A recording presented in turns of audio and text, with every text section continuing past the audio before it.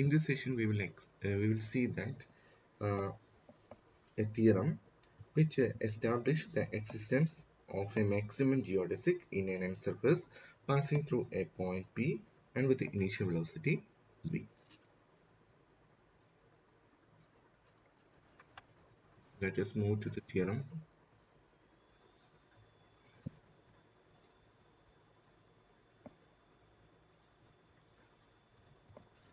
Theorem says that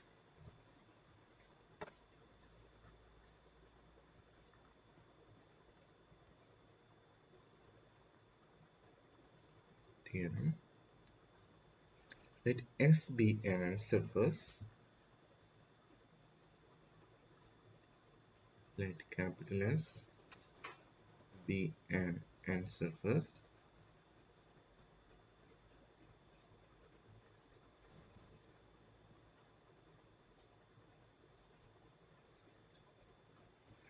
be a end surface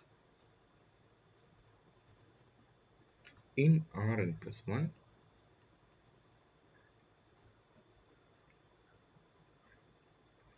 let P belongs to S and let V belongs to SP.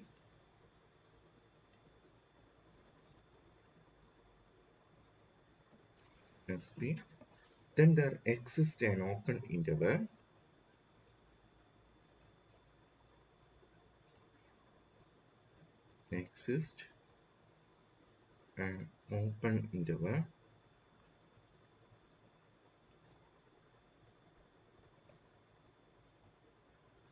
I containing 0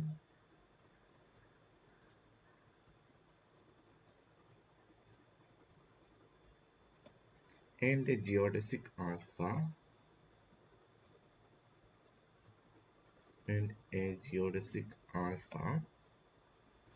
from I to S, alpha from I to S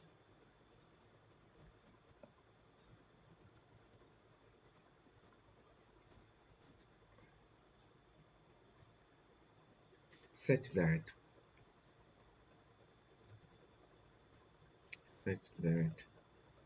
first condition alpha of 0 is equal to P and alpha dot 0 is equal to V. Second condition, if beta from I tilde to S is any other geodesic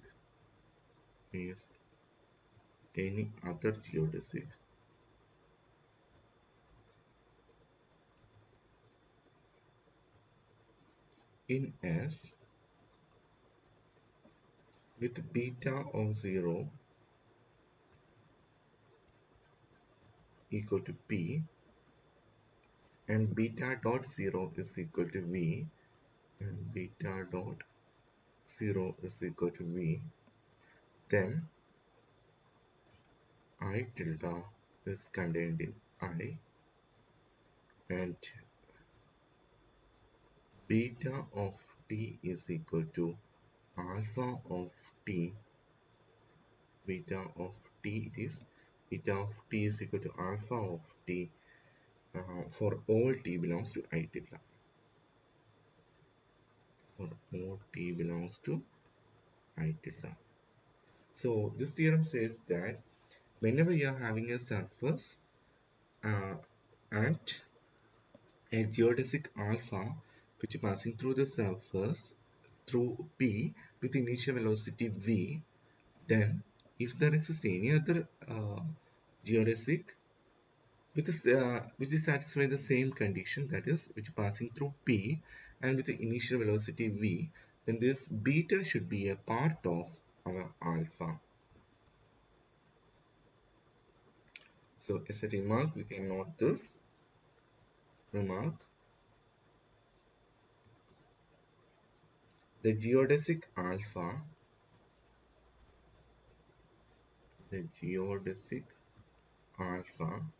is called the maximal geodesic is called the maximal geodesic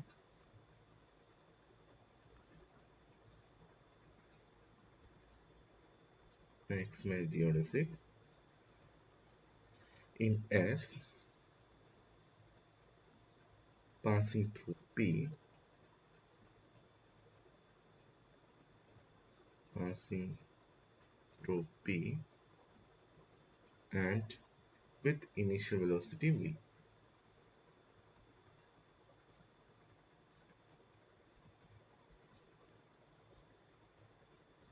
Initial velocity V. So this is the meaning of this theorem. So proof of this theorem. First of all, let us see what is given. So let S equal to F inverse of C. Given that S is a surface, for some C belongs to R, set of real numbers, and where F is defined from U to R, comma U is a smooth function, and this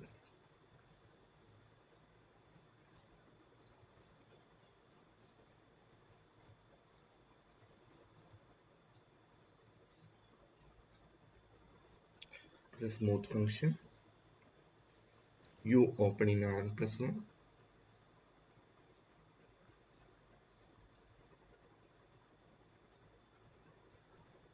with the del f of p not equal to 0 for every p belongs to S. So this is the condition for a surface. Now we will define a normal. Okay. Now since del f of p not equal to 0 for every p belongs to S, we may assume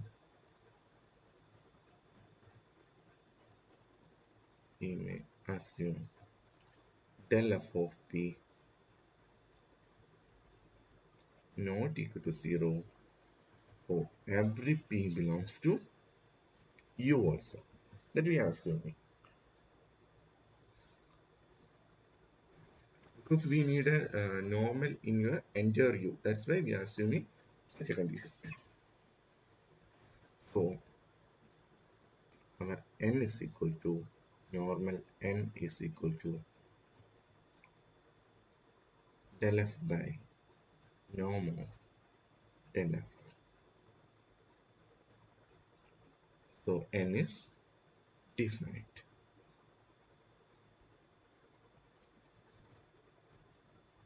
Now we know that whenever a parametric curve is going to be a geodesic means it should be alpha double dot of t should be a multiple of n of alpha of t. Given that alpha is a geodesic that we are applying, we know that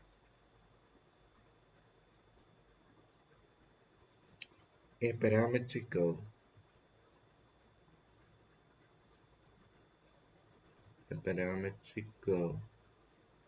alpha from I to S is a geodesic of S.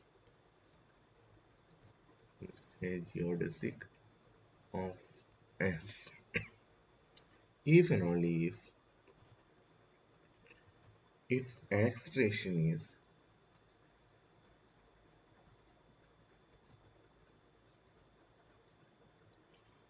is everywhere orthogonal to S. Everywhere orthogonal to S. That is if and only if alpha double dot of t is a multiple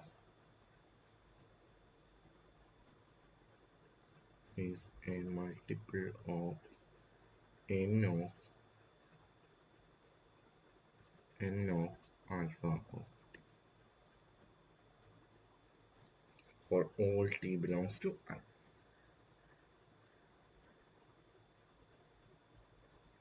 For all t belongs to I.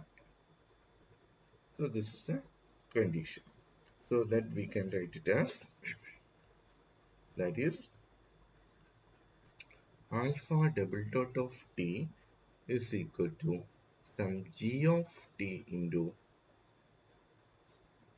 n of alpha of t, n of alpha of t for every t belongs to I. Call this as your equation A,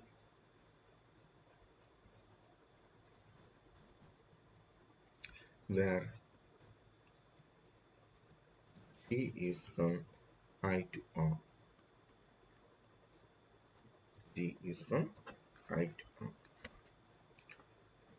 Now what we are going to do is we will take the dot product with the n of alpha of t on both sides of A.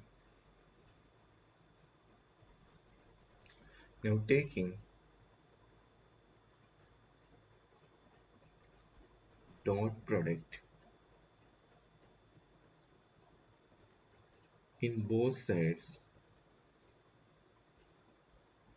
of A with n of alpha of t, we get this side alpha double dot of t dot n of alpha of t of alpha of t, which is equal to, here n of alpha of t is there, so it will be g of t into n of alpha of t. This much of it is already existing. This dot with n of alpha of t. Now this can be written as, that is, alpha double dot of t into n of alpha of t, which is equal to g of t into, g of t is a real number, so vector part is n of alpha of t into n of alpha of t dot n of alpha of t. And we know that n of alpha of t dot n of alpha of t is modulus of n of alpha of t square. Since this is going to be a unique normal, this should reduce as 1. So this is equal to g of t into 1. Since correct norm of n of alpha of t is equal to 1. Therefore, what you're getting is, therefore, g of t is equal to alpha double dot of t into n of alpha of t. It's called, you can call it as your equation B. Now what we can do is we can substitute this B, equation B, in your equation A. See, g of t is there. So what you're getting is,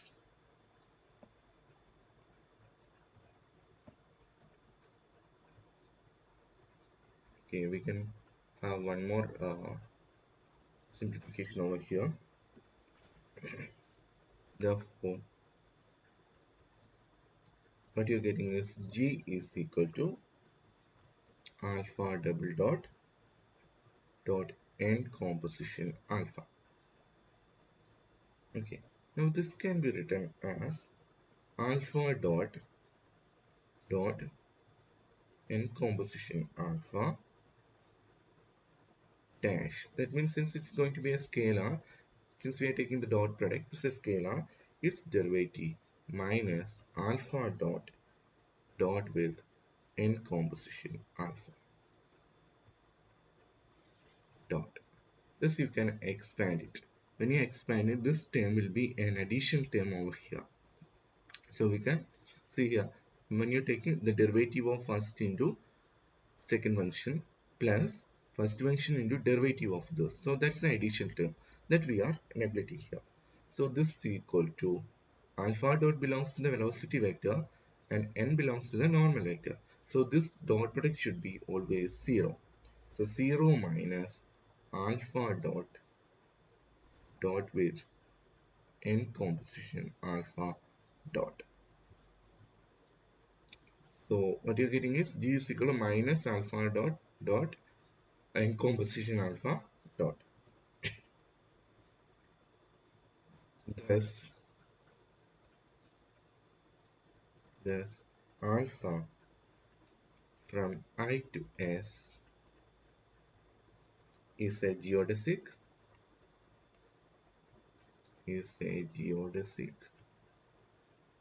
in S if and only if it satisfies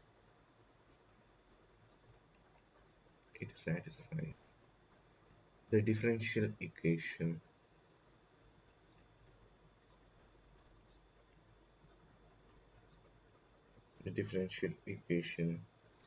alpha double dot of t is equal to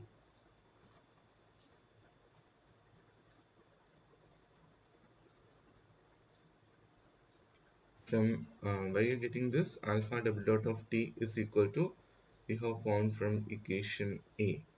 Alpha double dot of t is equal to g of t into n of alpha of t. So we are substituting for g of t. Alpha double dot of t is equal to g of t, just now we have found its value, minus alpha dot of t dot n composition alpha dot of t. Now this dot with n of alpha of t got from equation A. Okay. Now that is, we can write this as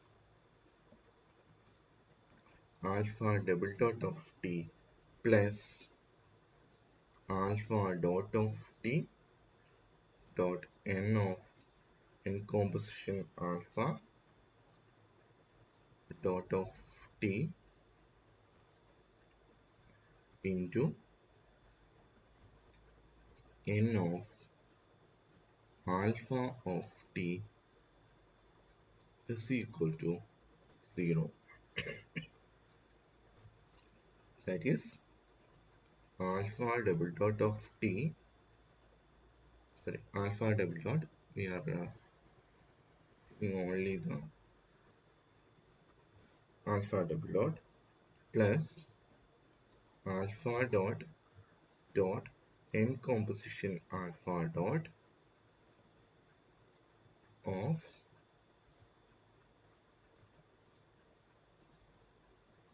n composition alpha is equal to 0. Now call this as your equation 1. Now if alpha will represent a geodesic, if and only if it satisfies this differential equation. Now this we can see that this is a second order differential equation in alpha. So this is a second order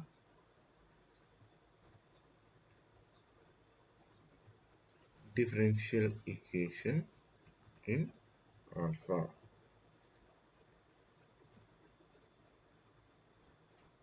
If we write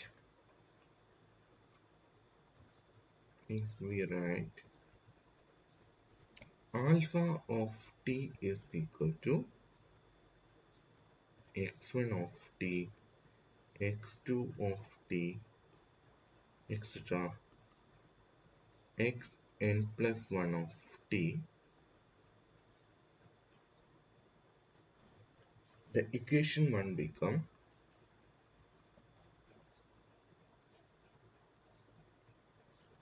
the system of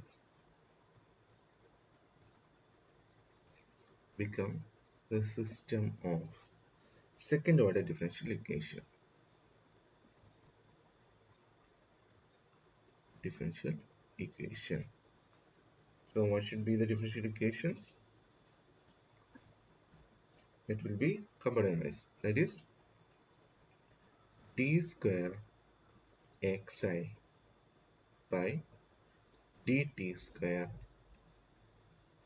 plus sigma j comma k equal to 1 to n plus 1. Since we are having a dot product over there, that is ni of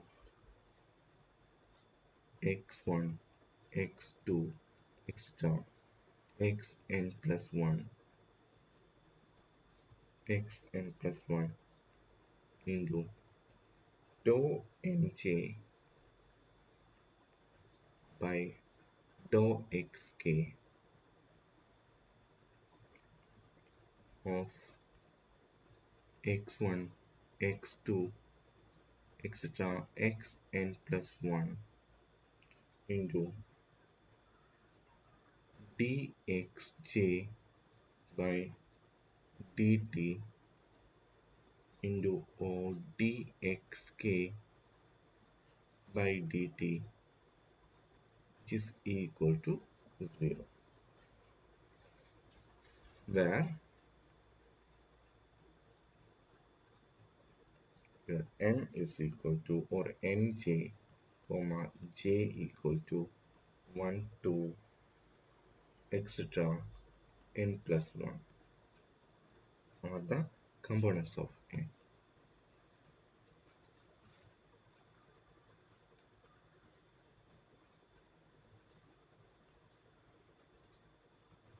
See, here what we have done is, we are taking this equation and we are having your alpha as components x1, x2, x3, etc. xn plus 1.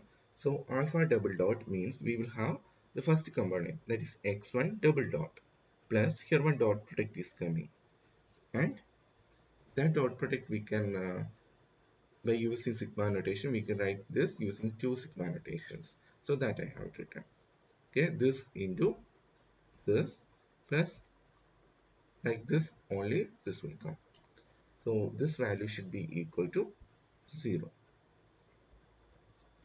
So we will get a system of n plus 1 equation. Now by the existence theorem of solution of such equations, we can conclude the result. So by the existence theorem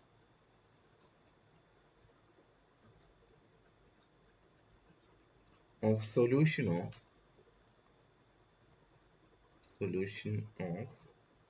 such system of equation, such system of equation, there exists an open interval,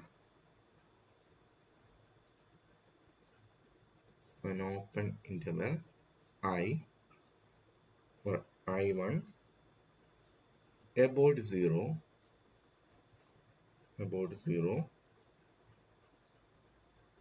and a solution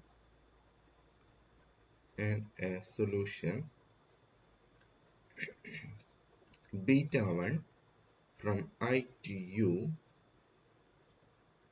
of this differential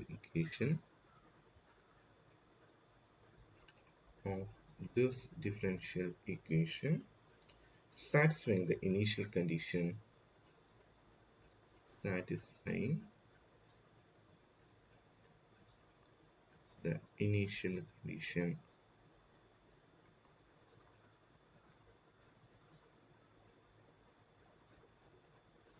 beta 1 of 0 is equal to p and beta 1 of 0 dot is equal to v.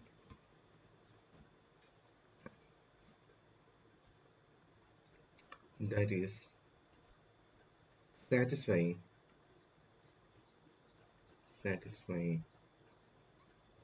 xi of 0 is equal to pi, and dxi by dt is equal dt at 0 is equal to vi for I equal to 1, 2, 3 extra n plus 1, and where p can be taken as, and where p is equal to p1, p2 extra pn plus 1, and v is equal to p comma v1, v2 extra vn plus 1. So this we can take it inside a bracket. So meaning of this is that we can have such values. Thus we have got a solution over here. Next what we want to prove is this solution is unique. Okay, that we will prove in the next class. So here I am winding up today's session.